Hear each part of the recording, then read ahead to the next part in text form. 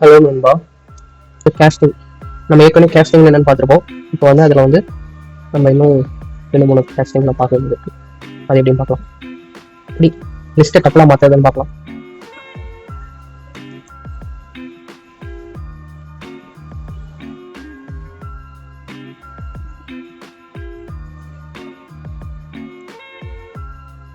இப்போ வந்து நார்மல் லிஸ்ட்டா, இப்போ இது வந்து லிஸ்ட் ஏ. நான் லிஸ்ட்டுக்குள்ளார இன்னொரு லிஸ்ட்டு போகிறேன்.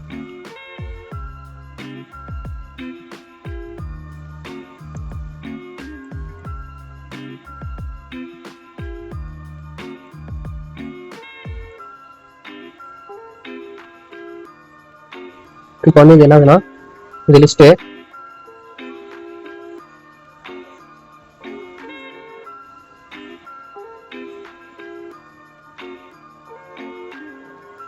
இந்த மாதிரி லிஸ்ட்டுக்குள்ளாரே இன்னொரு லிஸ்ட்டுனா இது நெக்ஸ்ட் லிஸ்ட்டு. இப்போ வந்து பிரிண்ட் எல்லோ ஹலோ நண்பான்னு வருதா, இந்த ஒரு லிஸ்ட்டே வந்திருக்கு. அதாவது எல்லுன்ற ஒரு லிஸ்ட்டுக்குள்ளார ஃபர்ஸ்ட் இண்டெக்ஸில் இந்த லிஸ்ட் இருக்கு, அதனால அந்த லிஸ்ட்டு ஃபுல்லாகவே வந்துடுச்சு. இப்போ இந்த லிஸ்ட்டுக்குள்ளார இருக்கிற ஹலோ மட்டும் வேணும்னா நம்ம இன்னொரு ப்ராக்கெட் போட்டு அந்த ஹலோ வந்து 0th இண்டெக்ஸ் இது பாருங்க ஹலோன்னு வந்துச்சா. இப்படி தான் இந்த நெக்ஸ்ட் லிஸ்ட்டை ஆக்சஸ் பண்ணணும். இப்போ நம்ம வந்து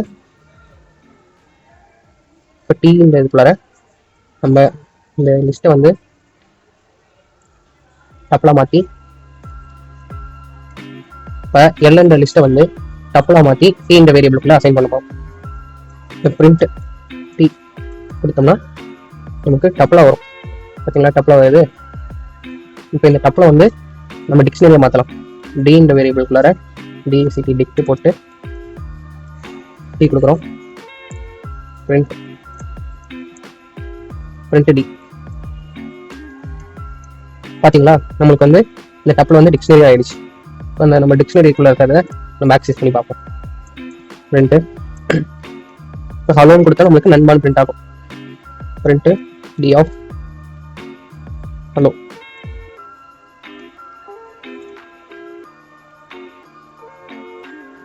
பார்த்தீங்களா, நம்ம ஹலோன்னு கொடுத்தோம், இங்கே நண்பன் பிரிண்ட் ஆயிடுச்சு. அதே மாதிரி இங்கே வந்து நம்ம 1 கொடுத்தா நம்மளுக்கு 1.2 வருது. ஏன்னா இங்கே நம்ம 1 கீக்கு 1.2 வேல்யூ அசைன் பண்ணியிருக்கோம். இப்படி தான் நம்ம வந்து டப்பில் லிஸ்ட்டாக டப்பலாகவும் மாற்றுது. இப்போ திருப்பி இந்த டிக்ஷனரியை நம்ம திரும்பி லிஸ்ட்டாகவும் மாற்றலாம். திருப்பி L equal to list of டின்னு போட்டோம்னா நம்மளுக்கு திருப்பி லிஸ்ட்டாக மாறிடும். டிக்ஷனரியாக இருந்தது திருப்பியும் நம்ம லிஸ்ட்டாக மாற்றிடலாம்.